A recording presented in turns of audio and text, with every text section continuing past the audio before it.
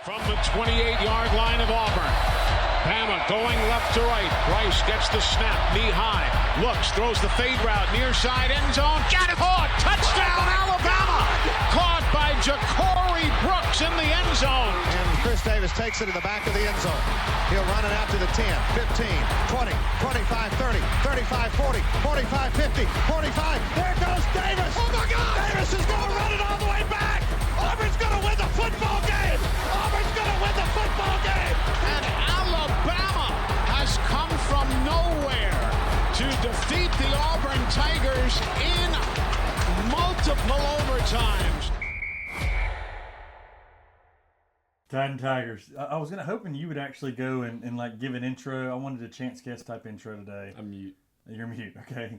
Well, I just spoke, damn it. Matching colors. You know, it's one of those days because it's the quarter century mark. Episode 25. My goodness. Hey, you 25, the number of the great league guests. I mean, chance guests. Of the guesses, just put it that way. I actually brought you league guests highlight film today. It's weird that I brought it on episode 25. Yeah. We'll have to play a couple clips of the great league guests. Episode 25. Heck of a run so far. We are on week 3 of the college football preview. The college baseball bracket is out. The College World Series is set for the women. NBA Finals is almost set. Let's get to the headlines. Vanderbilt wins the SEC baseball tournament. Gets the overall number 1 seed in the NCAA tournament. 13 teams. You messaged me and your dad about it. 13 teams get into the NCAA tournament in baseball.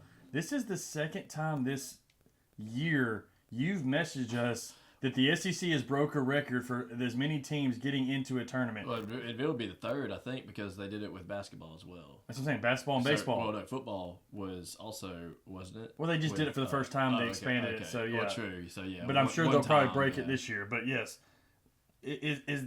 everybody thought the NIL was going to change a lot. I think it's changed the balance. I know you spoke out on that, but the SEC is becoming more and more dominant.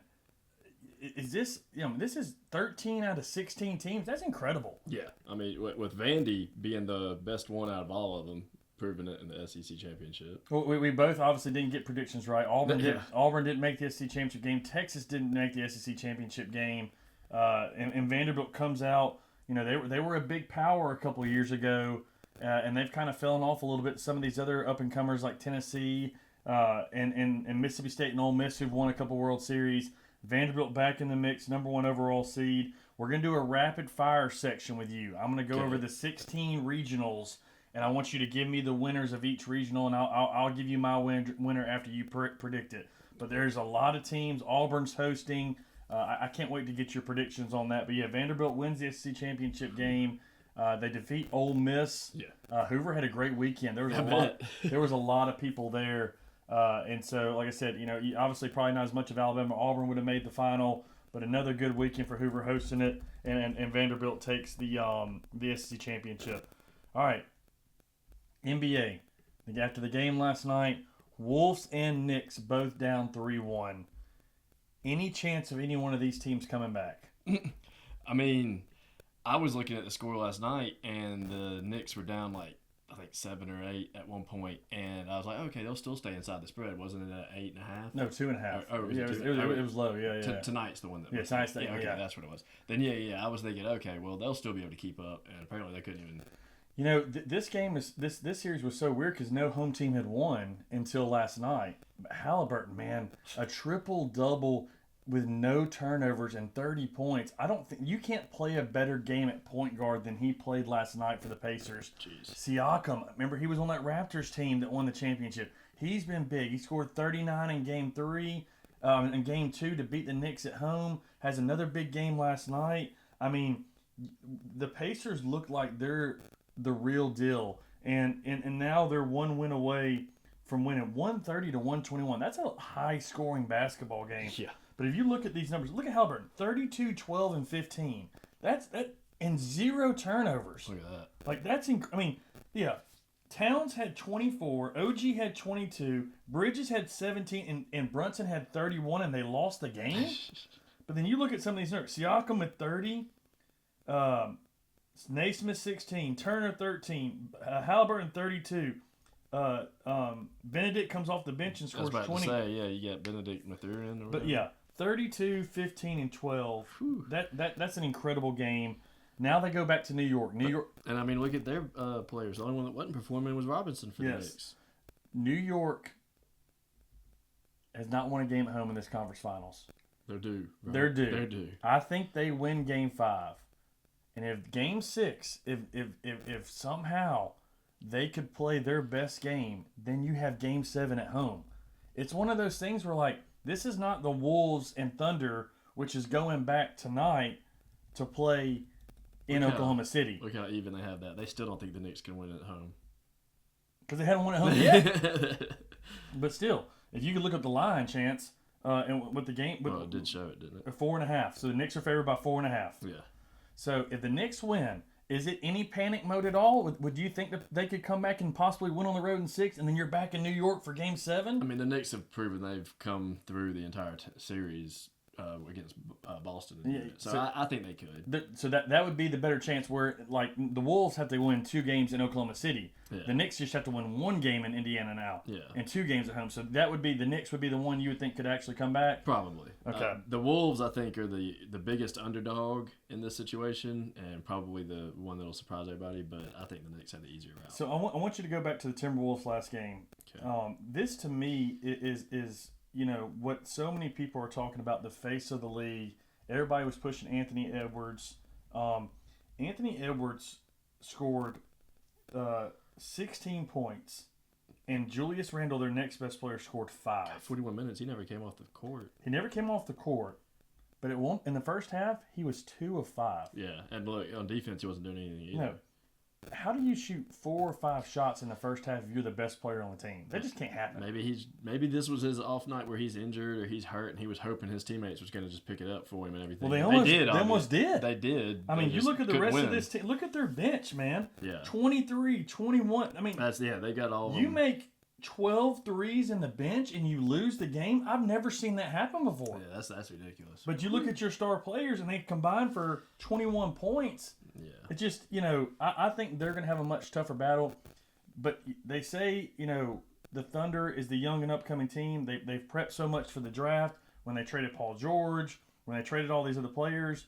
Do you think the Thunder and the Pacers would be the best series for the NBA with all that's going on, the ratings and everything this year? Do you think that would be a big series, or would you think Thunder and Knicks would be the better series? I mean, Knicks obviously because they're a bigger market. Yeah, I want the Knicks in it for sure, but I don't know.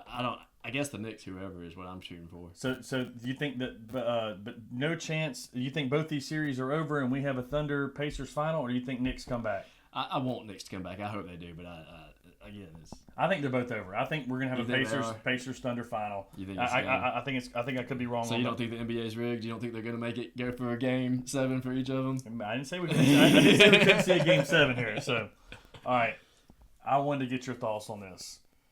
Still no Rodgers. I feel like we're talking about every week. Terry Bradshaw goes on and says Rodgers should stay in Cali, go chew on bark somewhere, and he's an absolute joke. Why do people hate this guy so much? It seems like the teammates, and when he's on the McAfee show, he seems like a pretty cool guy.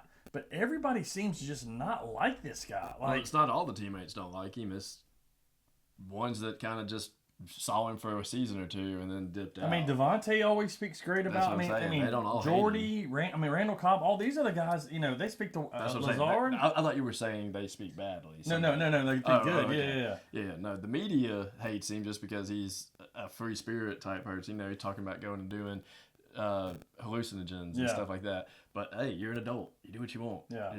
But for Bradshaw to come out like this, Bradshaw's just doing it for the clicks. Angry old man that yells at cloud kind of thing. Not that bad. He's not going on that rant, but he's doing it for the media clicks and stuff. And I think he's trying to get Rodgers to make a decision. Okay. I think he's also pushing it to make Rodgers come out. Mason Rudolph is your quarterback. If you really wouldn't be happy with Aaron Rodgers coming there, you're an idiot. Yeah, I'm sorry, Terry Bradshaw, but you're an idiot. Yeah. I think he's also tired of just being dicked around, Yeah, I think either come or not. Yeah, so that's a good point. Yeah. All right, really cool moment. Acuna Jr. comes back from a year of injury, hits a bomb on his first pitch. It kind of brought back chills and memories of when Bo Jackson had hip surgery. and it's in that Bo knows ESPN Classic. But he hits a home run on his first pitch. And he said it was for his mom. And he told his mom, if he comes back, he's gonna hit one.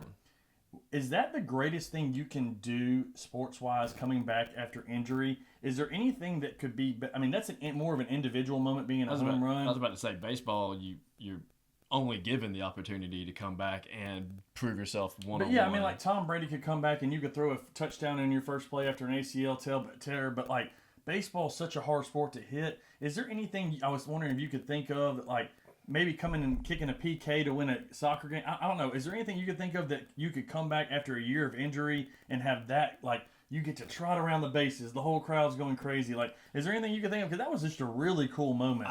Yeah, I could say, give me a boxer who's probably been knocked out every way possible and said, hey, you can't walk again. And he comes back and wins a fight. I think something like that. So that's a proven one-on-one matchup. Like a baseball, I think he worked his butt off. Yeah. He came back and was able to do the same thing that everybody else is able to do.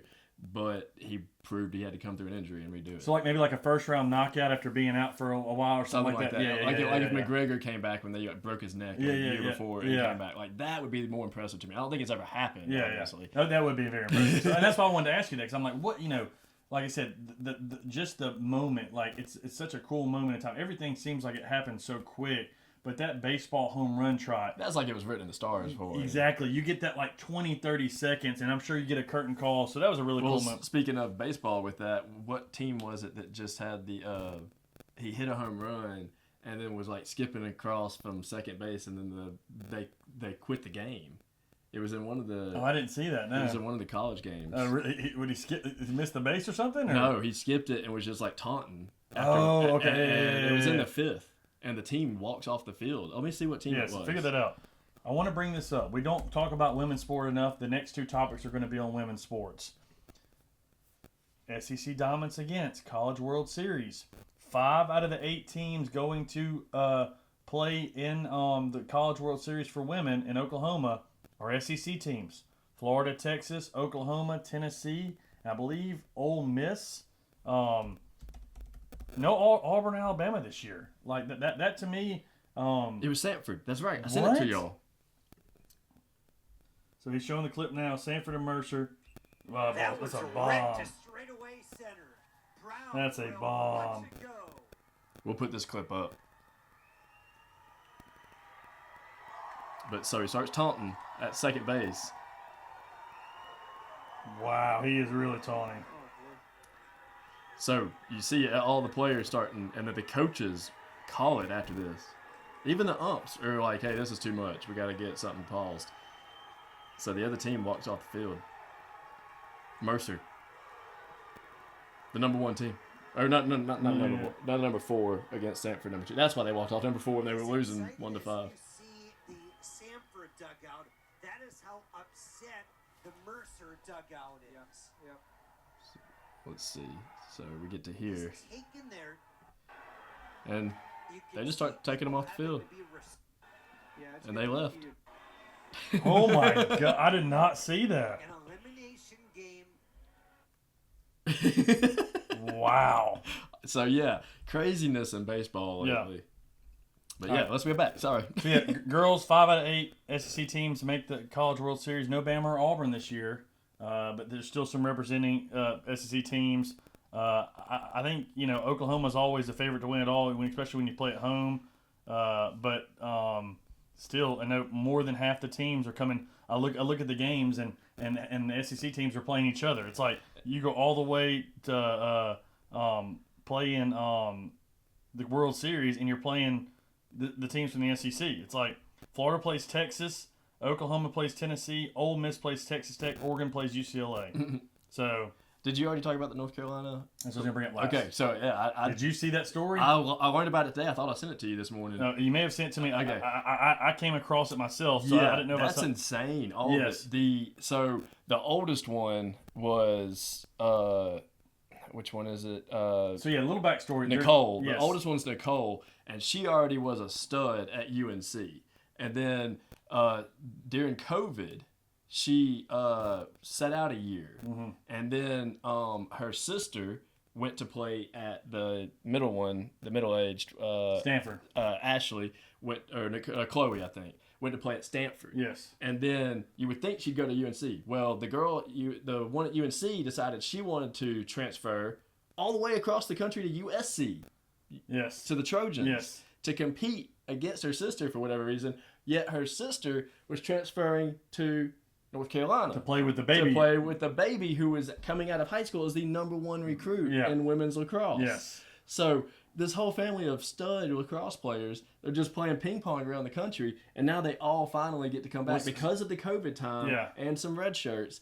They both have graduated. Yeah. The Stanford and the USC one now, and they said, or the Stanford already transferred. The USC one said, I want to use my last year of eligibility. Will you take it back? Of course, they said, we'll take you back. She was the leading scorer already broke records entirely. Yeah. Her younger sister, the one that went to Stanford, is the leading assist and broken records already at UNC that she broke at Stanford. Yeah. This is the most incredible sports family story. It doesn't happen without COVID.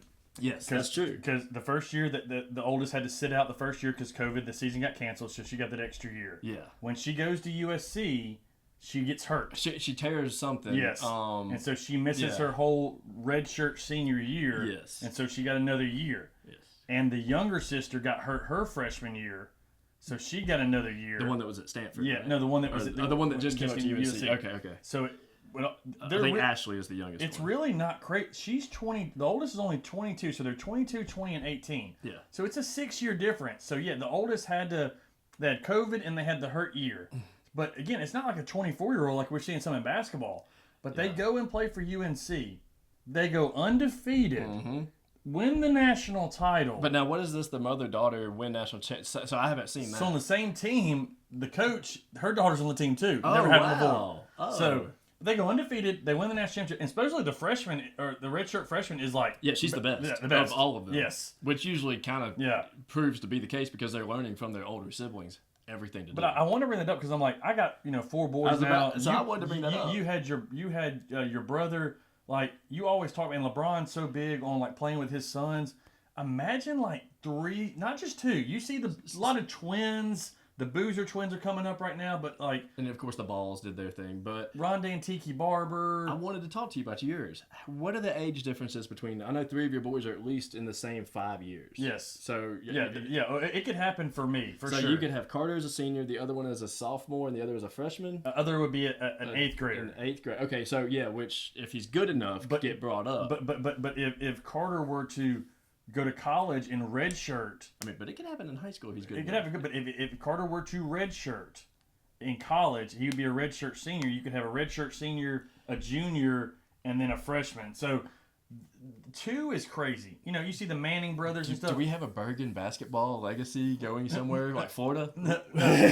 But remember when I felt so bad watching the Manning cast, but when Cooper got to play with Peyton was a 10th grader and Cooper was a senior, and Eli was like a 7th grader, and they were like, he's like, Eli we just found out, like, it was just weird because he was just too young, but he got to throw passes to his brother in high school. Yep. The phenom sophomore got to throw to the senior. Which there's receiver. other ones that have been doing that. Yeah, the Georgia quarterbacks that did it.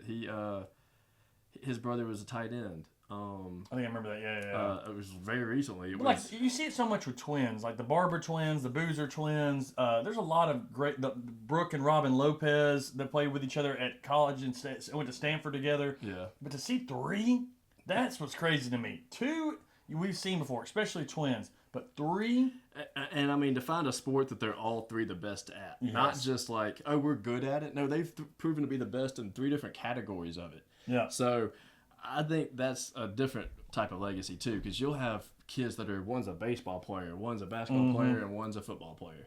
And maybe they can all play all 3, but they're never all 3 the best at the same one. Yeah. They usually find their way to be better than the other brother, so they compete. But usually the age gap is so, like the Bosa brothers. Yeah, like if you could see both of them rushing the quarterback together at Ohio State, there were just 2, both on the left. So it's like, or the Watt brothers, same thing. Yeah, the Watt. So there's so many that be like, man, to get to play on the same field. The Pounceys at Florida, remember the twins they had? The Pounceys. I'm thinking of the Green Bay Packers. Sterling Sharp and Shannon Sharp. That's another good one. That's a good one. I wasn't thinking of the defensive players. I saw him in Vegas that one time. Long blonde hair, always Matthews, Clay Matthews, and his brother, Jake Matthews. Yes, is it Jake? Yeah, it's Jake. Yeah, it's Jake. Okay, yeah. So yeah, saw both of them down in Vegas that time. So there's a lot of them out there, but again, like I said, I don't ever recall many of them outside of the twins playing together. I know the Cavender twins at Miami. They played, but three kids. Imagine being able to go to a college game. And the Cavender twins, did they actually have like an amazing high school career? No, again, were they just more of a social media phenom? Well, that's what I'm saying. And that's why is that talked about so much more. Obviously, Carson Beck and all the crazy stuff that's gone on the social media. Sometimes looks and how they present themselves. I'm guessing these North Carolina girls probably just focused on the sports and not on presenting themselves. Well, but again, social media. 3 girls. 22-0, and I haven't seen this on ESPN yet. That's a travesty in itself. Well, that tells you a lot. So, amazing story. I know. It's crazy you sent me that because I saw it this morning. I think I did. I don't know. I might not have. But I knew you would love that story because that's just such a cool story. Like, I just never have heard anything like that in my life. But yeah, amazing little rundown of what all that's happened in sports world. Got the NBA draft coming up soon. The NBA finals. We'll definitely kick into gear. We got our receivers preview today, along with a little college football rapid fire, and then our predictions for the last games. I sent it to the Titan Tigers page. Okay. Not you. Got you. Our predictions for the last 2 games, maybe of the NBA playoffs, and then we'll do a Burgin's 5 stars. Titan Tigers. It won't be the last 2 games of the NBA playoffs, so you can keep going. Okay.